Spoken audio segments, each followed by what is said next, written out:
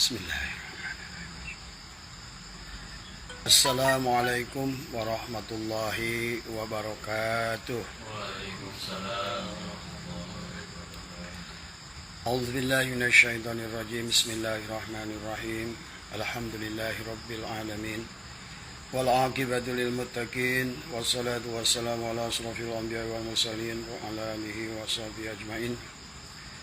Ilahi anta maksudi wa ridhaka matlubi atini mahabbataka wa ma'af. Pada malam hari ini insyaallah Abah akan sedikit berbagi tentang pertanyaan daripada sahabat-sahabat semua ya, tentang artinya manusia unggul tadi semua. Siapa manusia unggul itu? Siapa manusia sakti itu menurut Allah? Apakah dia yang kebal terhadap benda tajam? Apakah dia yang menghilang? Apakah dia yang bisa ilmu rawa rontek? Ataukah dia yang bisa napak sancang? Atau dia yang biasa saifi angin? Atau dia yang bisa menghilang dan terbang ya? Pada malam hari ini marilah kita sedikit memahami tentang makna manusia unggul atau manusia sakti menurut Allah dari semua. Dalam ilmu ma'rifat ada disebut ada ma'rifat rububiyah, ada ma'rifat ghaibiyah ya. Ma'rifat rububiyah adalah ma'rifat akhlak. Nah, inilah yang dicontohkan oleh para anbiya ya, dari mulai Nabi Adam ya. Dicontohkan juga bagaimana perjuangan Nabi Nuh yang menghadapi umatnya penuh dengan kesabaran tadi, penuh dengan caci maki ya. Kemudian bagaimana Nabi Hud, bagaimana Sam, bagaimana Nabi Lut, bagaimana Nabi Soleh ya semua. Dan mereka termasuk juga bagaimana Nabi Ibrahim alaihissalam sampai dibakar dan lain sebagainya. Bagaimana perjuangan Nabi Musa yang harus berhadapan dengan orang-orang yang nggak faham ya. Dan bagaimana juga perjuangan Nabi Yahya, Nabi Zakaria dan Nabi Isa alaihissalam sebagai baginda Nabi Muhammad sallallahu alaihi wasallam, bahwa sesungguhnya manusia yang sakti itu bukan yang bisa terbang, bukan yang bisa menghilang, bukan manusia yang bisa berjalan di atas air. Kalau manusia adalah yang hebat itu adalah bisa menyelam dalam air, ikan itu setiap hari di dalam air. Kalau terbang itu adalah sebuah kesaktian, maka burung kalong tiap malam terbang ya. Kalau seandainya ukurannya adalah sholat di Masjidil Haram dalam sekilat, maka bangsa jin itu bisa melaksanakan sholat dalam sekilat adalah untuk melaksanakan di Masjidil Haram. Maka buat sahabat Abah yang bertanya tentang manusia sakti ya, tidak sedikit yang nanya ke Abah, "Bah, gimana caranya melihat jin? Bah, bagaimana caranya melihat makhluk-makhluk yang ini? Bah, bagaimana saya bisa menundukkan orang tadi sehingga orang cinta sama saya? Bah, bagaimana supaya orang itu takut dengan saya?" Nah, inilah dari sahabat ya. Harus dipahami oleh kita. Itu bukan manusia sakti kalau seandainya Anda ditakuti oleh orang lain. Bukan manusia sakti yang Anda ini adalah hanya untuk menakut-nakuti orang lain. Maka malam hari ini Abah ingin mengajak dengan apa yang sudah Abah rasakan, pengalaman yang Abah lewati dan lain sebagainya. Dan kebahagiaan yang Abah rasakan. Karena Abah itu bahagia, benar, merasakan kebahagiaan ya. Nah, bagaimana untuk bisa merasakan kebahagiaan itu adalah mari kita sedikit berbagi, barangkali bisa sahabat-sahabat kita semua bisa merasakannya. Jadi sesungguhnya adalah ma'rifat rububiyah adalah ma'rifat akhlak. Jadi itulah yang dicontohkan. Ada istilah mujizat ya, adalah kepada Rasul. Itulah sesungguhnya akhlak para Rasul. Ada karomah adalah mereka akhlak para aulia lah tadi semua yang Allah tajalli pada mereka kepada aulia, namanya akhlak Allah itu karomah namanya. Jadi karomah juga bukan terbang, bukan menghilang, bisa dipotong, bisa nyambung lagi, itu bukan. Maka yang begitu-begitu dari zaman Rasul pun adalah penyihir Fir'aun, dan kemudian lawannya Nabi Ibrahim dan lain sebagainya. Nah, Mari kita pahami tentang manusia sakti menurut Allah tadi semua. Adalah contohnya adalah baginda Nabi Muhammad SAW. Adalah manusia paling sakti, manusia paling hebat, manusia paling berilmu, manusia paling berakhlak. Tetapi beliau adalah justru manusia yang penuh dengan sisi kemanusiaan. Maka itulah Allah mengingatkan kepada beliau, kul innama ana basarun mislukum tadi semua. Bahkan Nabi Muhammad dipaksa oleh Allah untuk berkata, akulah manusia, akulah basar. Maka baginda Nabi Muhammad sudah sering perutnya diganjal dengan batu tadi semua karena lapar. Dan Nabi Muhammad pada saat pulang dari Taif kakinya berdarah tadi semua. Baginda Nabi Muhammad pada saat perang Uhud sampai dipepet ke dalam gua gitu tadi semua ya. Itu kan. Nah, jadi sesungguhnya yang disebut sakti itu bagaimana gitu kan tadi.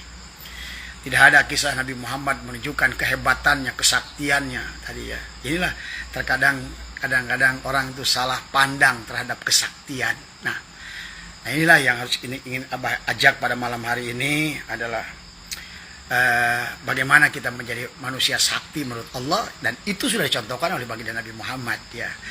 Perut sering lapar diganjal, kaki pernah berdarah tadi, badannya pernah dilempari batu dan dan sakit semua ya, tadi sahabat tadi semua ya. Jadi nah, pertama kita ingatkan dulu tentang hubungan kita dengan Allah ya. Abah pernah jelaskan tentang abadah ya'budu ibadatan, bahwa hubungan dengan kita dengan Allah itu adalah disebut dengan ibadah ya. Kita disebut abdi atau abdun, dan Allah disebut adalah ma'bud dari semua. Nah, maka hubungannya adalah disebut ibadah. Nah ibadah itu adalah pengabdian, bukan. Maka hilangkan, kalau Anda ingin jadi manusia bahagia, hilangkan arti ibadah itu menyembah di semua. Karena Anda akan menjadi manusia yang tersiksa dari semua. Anda merasakan itu sebuah ibadah, itu hubungan berupa sholat, puasa, haji, zakat, sedekah akan menjadi siksaan kepada Anda. Karena Anda melakukan dengan penuh keterpaksaan tadi semua. Ini yang sulit. Maka hilangkan kata menyembah dalam sholat tadi semua. Karena sesungguhnya tidak ada dalam Islam itu perintah untuk menyembah Allah itu. Adapun kata liya'buduni adalah dari kata abada, ya'budu ibadatan adalah menjadi hamba Allah tadi semua. Artinya kalau Anda ingin bahagia, jadi manusia sakti adalah jadilah hamba Allah tadi semua. Karena tidak ada yang bisa mengalahkan Allah. Kalau hamba Allah dia sholat, bukan cari pahala. Ajron adhima, betul Allah katakan ajron. Jangan artikan ajron itu adalah pahala, karena ada yang lebih besar daripada pahala, adalah yang memberi pahala tadi semua. Dan jangan juga untuk tujuannya surga, ada yang lebih indah daripada surga, yaitu Allah Subhanahu wa taala. Ya. Kalau ingin takut, jangan neraka. Ada yang lebih menakutkan dari Allah Subhanahu wa taala tadi semua. Inilah bahwa kita start awal untuk memahami kita menjadi manusia unggul tadi semua ya. Maka kalaupun nanti bulan Ramadan, jangan cari Lailatul Qadar, carilah yang punya Lailatul Qadar. Kalaupun kita ingin beramal, jangan menunggu hari Jumat, malam Jumat. Jamulah dengan Allah, dengan pemilik hari Jumat, maka semua hari menjadi hari Jumat. Ini manusia unggul tadi semua ya. Intinya siapapun bersama Allah dia menang tadi semua. Itulah awal pembuka sebagai kita adalah menjadi manusia sakti tadi semua ya. Jadilah hamba Allah tadi semua. Kalaupun Anda harus menjadi hamba abdi negara, jadi maka jadilah abdi Allah untuk negara tadi semua. Jangan menjadi abdi negara tapi bukan untuk Allah.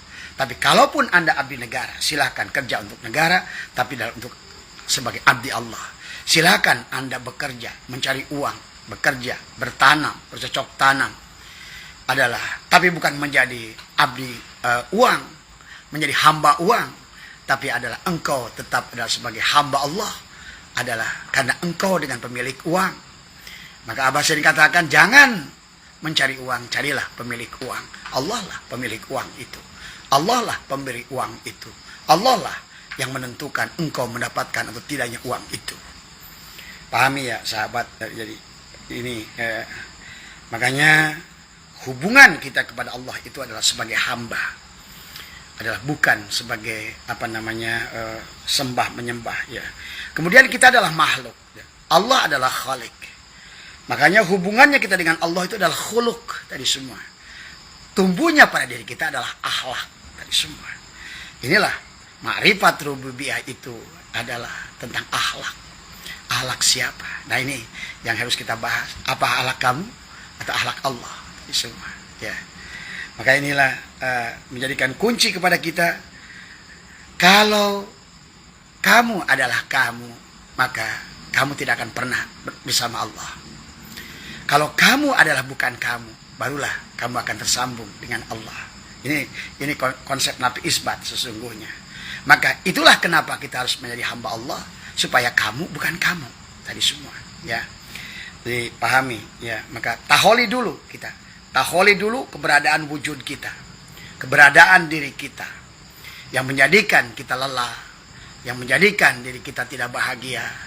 Yang menjadikan diri kita adalah capek. Karena adalah engkau menjadi engkau. Tadi semua. Ya. Yang menjadikan engkau kalah. Karena engkau adalah engkau. Yang menjadikan engkau ada tidak sukses. Karena engkau adalah engkau. Coba kalau engkau itu bukan engkau. Pasti dia. Tadi semua. Pahami oleh kita semua ya. Maka karena pada saat kita adalah kita, maka kita ini akan diliputi dengan sifat madmumah dari nafsu dan jasad kita. Selama kita adalah kita, berarti yang meliputi tubuh kita adalah nafsu yang buruk, madmumah, yang tercela. Tentu Allah tidak akan tahali dengan sifat Allah adalah dengan sifat mahmudah. Karena setelah sifat Allah tajali pada kita, barulah Allah tajali pada hati kita. Disitulah setelah kamu, bukan kamu. Nah itu. Jadi itulah kenapa jangan kita hanya berdikir la ilaha illallah nafi isbat, tapi yang ada terus kita. Gitu kan tadi. Dikir la ilaha illallah supaya saya banyak duit. Dikir la ilaha illallah supaya saya bisa sakti. Dikir la ilaha illallah. Nah, ini kan konsep yang salah tadi semua ya. Jadi pahami ya. Nah, pada saat kita sudah takhali dengan merasa berada kewujudan kita, kita lupakan bahwa aku bukan aku dari semua. Karena selama aku adalah aku, maka kamu adalah pasti tidak akan tersambung dengan Allah. Tapi kalau kamu itu bukan kamu, kamu akan tersambung dengan Allah. Berarti kamu sudah mampu mentakhali dirimu dan mentahali sifat Allah, maka akan tajalilah Allah. Ke dalam mana? Ke dalam misbah yang ada pada miskat dadamu tadi semua. Maka dia telah nyaman menjadikan kolbumu adalah kolbul mukmin baitullah, menjadikan hatimu adalah rumahnya. Tadi semua setelah engkau bersihkan ma fi kolbi ghairullah, di dalam hatimu tidak ada yang selain dia. Tadi kalau kamu adalah kamu, maka dia tidak ada. Kalau kamu adalah bukan kamu, dia ada. Tadi semua. Begitu konsepnya. Jadi sederhana kan? Bukan puasa yang berbulan-bulan, bertahun-tahun tetap kamunya ada tadi semua. Bukan dikir gadeng jutaan kan kau mengharapkan sesuatu yang selain dia. Inilah kenapa dalam segala amal, baginda Nabi bersabda innamal amalu binniyat. Segala amal itu tergantung daripada niat tadi semua. Bacaannya Fatihah tujuannya untuk mencelakakan orang, jadi dari Fatihah, sihirlah Al-Fatihah itu. Bacaannya adalah kulhu palak binas, tapi tujuannya adalah untuk memadamkan warung orang lain. Maka jadi karena Allah akan mengikuti apa yang kau kehendaki tadi semua. Maka sesungguhnya pada saat kau baca surat Julaiho, maka jadilah ayat pelet, jadi sihirlah Quran itu. Maka sekarang tidak sedikit manusia menjadikan Al-Quran adalah sihir kepada dirinya sendiri. Inilah makanya pemaknaan innamal amalu binniyat tadi semua ya. Pahami ya sahabat ya. Jadi pada saat kamu adalah bukan kamu mentaholikan dirimu, maka tahalilah sifat mahmudah Allah, maka tajalilah sekarang Allah pada dirimu, maka disitulah dikatakan tahallaku bi ahlakillah. Mulailah kita akan diseliputi, tubuh kita akan dibalut dengan cahaya robbaniyah. Dan itulah disebut ma'rifat robbaniyah. Robbaniyah adalah rububiyah, adalah makrifat ketuhanan, akhlak Allah pada kita. Maka akan terjali dia pada diri kita. Kamu menjadi sabar, kamu menjadi syukur, karena syukur itu sifat Allah, sabar itu sifat Allah, pemaaf itu sifat Allah, kaya itu sifat Allah, goniyun, goni, mugni, rozak, rizki itu sifat Allah tadi semua. Kemudian juga bahwa Rahman sifat Allah, Rahim sifat Allah, Gagah sifat Allah. Maka inilah semuanya. Maka sesungguhnya pada saat kamu bukan kamu, maka engkau akan mendapatkan Dia dengan segala paket komplitnya. Ilmu akan ada pada dirimu. Tadi semua, semuanya. Karena engkau bersama pemilik surga, engkau bisa bersama pemilik uang. Tadi, maka jangan cari uang, carilah pemilik uang. Jangan carilah Lailatul Qadar, carilah pemilik Lailatul Qadar. Jangan beribadah hanya mengejar sepertiga malam, carilah pemilik sepertiga malam. Setelah engkau bersamanya, engkau bukan mendapatkan paket yang luar biasa, paket komplit semuanya. Jadi itulah ma'rifat para rasul, ma'rifat para anbiya, para siddiqin, para solihin, adalah akhlak dengan ma'rifat rububiyah, dengan sifat akhlak Allah, takhallaqu bi akhlaqillah. Tadi kalau baginda Nabi, Allah berfirman dalam Al-Quran, wa innaka la'ala khuluqin adzim. Itulah dikatakan bahwa hubungan makhluk dengan khalik adalah khuluq. Khuluq itu adalah mufrad, tapi jamaknya adalah akhlak. Inilah yang akan terjadi akhlak Allah pada diri kita. Nah, bagaimana Allah? Allah itu, Allah berfirman, wa ahsin kama ahsanallahu ilaika. Nah, pertama, yang kedua, kalau ingin menjadi manusia sakti sebagaimana Allah, berbuat baiklah kamu sebagaimana aku berbuat baik pada kalian. Allah sudah berbuat baik pada seluruh makhluk. Allah nggak peduli. Maka Allah itu mencintai tanpa syarat. Kita manusia selalu bersyarat kepada siapapun. Aku menyayangimu kalau kamu menyayangiku. Aku menolongmu kalau kamu menolongku. Tadi semua. Inilah berarti kita ini tidak akan pernah menjadi manusia sakti kalau konsepnya adalah seperti itu. Maka manusia sakti itu nanti pada saat engkau sudah membalas keburukan dengan kebaikan. Engkau membalas adalah kebencian dengan cinta.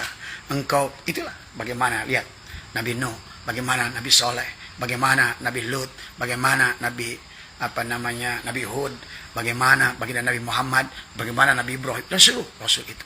Itulah sesungguhnya manusia sakti yang selalu adalah bagaimana dia berakhlak, takhallaqu bi akhlaqillah. Karena selama tidak takhallaqu bi akhlaqillah, pada saat kau mencari uang, kau hanya mencari uang. Kau menjadi hamba uang, bukan hamba Allah. Pada saat engkau menjadi abdi negara, engkau bukan abdi Allah. Pada saat engkau menjadi abdi Allah, engkau bekerja untuk negara, tetap engkau abdi Allah. Pada saat engkau mencari uang, tetap engkau adalah abdi Allah. Maka uang akan tunduk padamu. Itulah dalam hadis qudsi Allah bersabda, "Hai dunia, sujudlah kalian semua kepada mereka yang sudah sujud pada diriku. Hai dunia, larilah dari mereka yang sujud pada dirimu." Nah, kebanyakan manusia adalah sujud pada dunia, sujud pada kekuasaan, sujud kepada kekuatan. Tadi semua. Inilah tidak akan pernah menjadi manusia sakti. Tadi semua. Ya, saya pahami ya, sahabat. Jadi biar nggak capek. Jadi abah itu kasihan kepada teman-teman semua yang capek tadi semua ya. Dulu sahabat, sebetulnya di tanah kita, di Pulau Jawa ini, bahkan jauh sebelum Nabi Muhammad itu lahir, jauh di tanah kita ini, di Nusantara ini sudah hebat akhlak itu tadi semua ya. Di dalam saya temukan dalam babad kitab Jawa, dalam babad kitab Sunda tadi semua bahwa akhlak itu sudah dijunjung di Indonesia itu dulu. Maka tadi berbanggalah jadi muslim Indonesia. Pada saat Arab masih jahiliyah, Indonesia itu udah pada banyak wali di Indonesia. Jangan dipahami ya. Makanya lihat sekarang peninggalannya, apa kata mereka. Jadi ada bahasa nulung kanu butuh. Itu sudah ada dari dulu. Artinya menolong orang yang membutuhkan. Nalang kepada yang susah, membantu pada orang yang susah. Ya. Kemudian ngaudangkeun kanu sare adalah membangunkan jiwa orang yang tidur dari kesadarannya. Sudah ada dari dulu.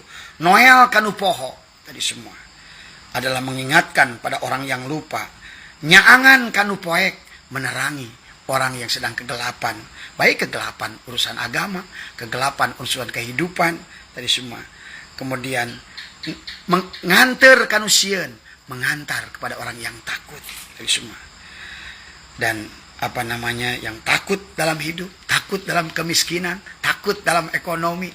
Itu sebetulnya jauh sebelum Nabi Muhammad lahir di Indonesia itu. Nolong kanu butuh, nalang kanu susah, noel kanu poho, ngahudangkeun kanu sare, ngahirupkeun kanu maot. Tadi nyaangan kanu poek, nganter kepada yang takut. Nah itu sudah bercokol jauh sebelum mungkin 1700 Hijriah itu sudah ada di Indonesia. Sebelum sebelum bulan Hijriah itu ada tadi semua. Indonesia itu adalah tempat budaya. Makanya lihat, kalau Anda paham tentang sejarah, Kerajaan Sriwijaya itu kapan? Kerajaan Majapahit itu kapan? Kerajaan Mataram itu kapan? Itu jauh bahkan sebelum Nabi Muhammad ada. Pahami ya? Jadi sesungguhnya di budaya di Indonesia ini udah luar biasa dari dulu. Inilah tentang Islam Nusantara yang harus jangan ngelecehkan ya. Tapi hanya segelintir orang saja yang paham tentang budaya-budaya tadi semua di Indonesia ini ya. Dan inilah ya. Kemudian ada lagi yang dijadikan moto di dalam pejuang Siliwangi dulu. Silih asih, silih asah, silih asuh, silih wangi. Intinya adalah sama. Itu dalam Al-Quran, watawasau bil haq, watawasau bisob. Quran baru nyusul belakangan. Di sini sudah ada silih asah, silih asih, silih asuh, silih wangi. Artinya kepada orang itu kita saling ingatkan. Kepada orang itu kita saling bantu. Kepada orang itu saling mengingatkan. Watawasau bil haq, watawasau silih wangi, saling mengharumkan tadi semua. Ya maaf kalau kita sekarang bicara dalil, bicara Quran, tapi saling menjelekkan, saling memfitnah, saling merendahkan, tadi semua ya. Apalagi sudah mengatakan yang masuk surga itu hanya orang Islam. Padahal orang Islam ini adalah secara sedunia jumlahnya adalah paling sedikit ya. Hanya seperberapanya Islam itu sedunia. Udah begitu kata baginda Nabi, Islam itu dibagi 73 golongan. Semuanya kulluhum pinar, hanya satu golongan.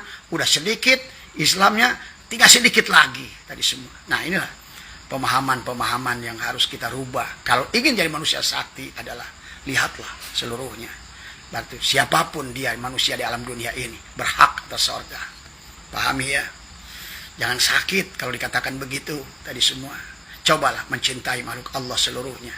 Pandanglah makhluk Allah seluruhnya. Biarkan urusan surga dan neraka itu adalah hak Allah. Kita tidak usah menjadi jaksa. Kita usah tidak menjadi hakim. Dan Allah bukannya Allah dalam surat Tin sebaik-baiknya hakim. Tadi semua. Ya. Bukankah tidak cukupkah contoh dalam Al-Quran? Ada manusia yang ahli maksiat di ujungnya adalah surga. Ada manusia ahli ibadah ujungnya neraka. Nggak cukupkah contoh itu pada kita? Artinya surga dan neraka adalah mutlak hak prerogatif Allah. Jadi itulah pahamannya. Jadi syarat yang keempatnya tadi. Manusia sakti harus mampu memandang semua manusia di alam dunia ini punya potensi ke surganya Allah Subhanahu wa taala. Tadi semua. Tadi tidak ada manusia meminta jadi Cina, tidak ada manusia meminta jadi Kristen, tidak ada yang manusia meminta jadi lahir sebagai Buddha. Mereka terlahir sudah jadi Buddha, mereka terlahir sudah jadi Cina, mereka terlahir sudah jadi Hindu, mereka terlahir. Nah, maukah kita menghukum mereka? Coba, Tuhannya saja yang menyayangi mereka dengan dalil tadi. Walaqad karomna bani Adam. Aku telah memuliakan semuanya. Coba. Kalau Anda ingin sakti, jangan lagi ada penuduhan-penuduhan yang demikian. Ya. Pahami. Kalau tidak begitu Anda. Itulah yang katakan Habib Ali Al-Jupri. Wallah, iman kalian itu masih jauh tadi semua. Ya.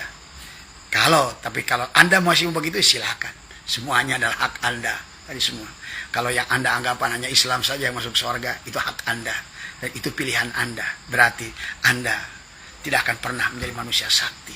Tidak, karena manusia sakti itu manusia yang bersama Allah. Allah menyayangi mereka, masa engkau membencinya. Ya. Jadi pahamilah ayat Quran dengan benar dan baik, sahabat. Tadi semua ya. Tadi semua. Ayo, kenapa kita nggak rame-rame saja di surga? Kan enak. Tadi bisa ngaliwat bareng. Tadi semua ya. Bisa nongkrong bareng, bisa ngopi bareng di surga. Coba kalau kamu doang yang di surga, pusing, kamu gak ada teman nanti. Tadi semua ya. Jadi orang sakti itu orang yang membalas keburukan dengan kebaikan. Tadi semua ya. Bahkan nanti besok Abah akan live tentang, Abah akan ceritakan perjalanan Abah di Jerman Timur, Jerman Barat, Spanyol, di Swiss, di mana. Kita ini kalah jauh dari mereka. Mereka itu justru orang-orang yang sudah ada dalam surga. Gitu. Kita nuduh mereka masuk neraka. Justru mereka ada dalam surga. Aduh, inilah yang kebalik-balik tadi semua. Tadi Agus masih keyakinan gitu. Tahu ngilu di dia Gus. Tadi gitu. Capek kayak ngilu jeung abah mah. Tadi. Kalau seandainya ada yang bisa prinsip lebih baik dari itu, ya buktikan sendiri. Ternyata orang yang paling banyak mengkafirkan orang lain paling belangsak di dunianya. Tadi semua.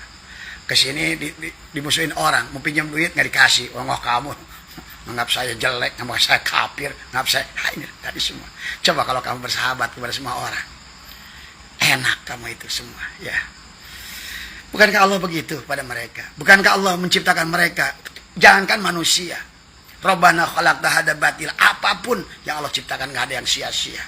Pahami ya? Kalau ingin menjadi manusia sakti, kalau tidak, silakan. Dari semua, kau punya anggapan bahwa mereka itu kafir, mereka itu akan masuk neraka, itu anggapanmu. Ini semua ya, bukan anggapan saya. Abah tidak pernah menganggap begitu. Semua orang di dunia ini sama dalam pandangan Allah. Dari semua, Allah sudah mengukuhkannya dengan litahqiq. Walaqad karramna, Allah telah memuliakan, maka Ahok itu al-mukarram. Dari semua, ya. Presiden Amerika al-mukarram. Dari semua. Presiden Cina Xi Jinping al-mukarram. Dari semua. Tadi semua, ya, tadi semua. Kristen al-mukarram. Tadi semua. Maaf, barangkali kalau tidak cocok, ya kalau tidak cocok ya jadi wayahna. Berarti Anda menjadi dirimu yang sekarang ini, yang penuh penderitaan. Tadi semua. Karena sering kita adalah menghukum manusia yang Anda tidak mengerti hukumnya. Allah telah memuliakan, Anda menghinakan. Tadi itulah yang harus pahami ya.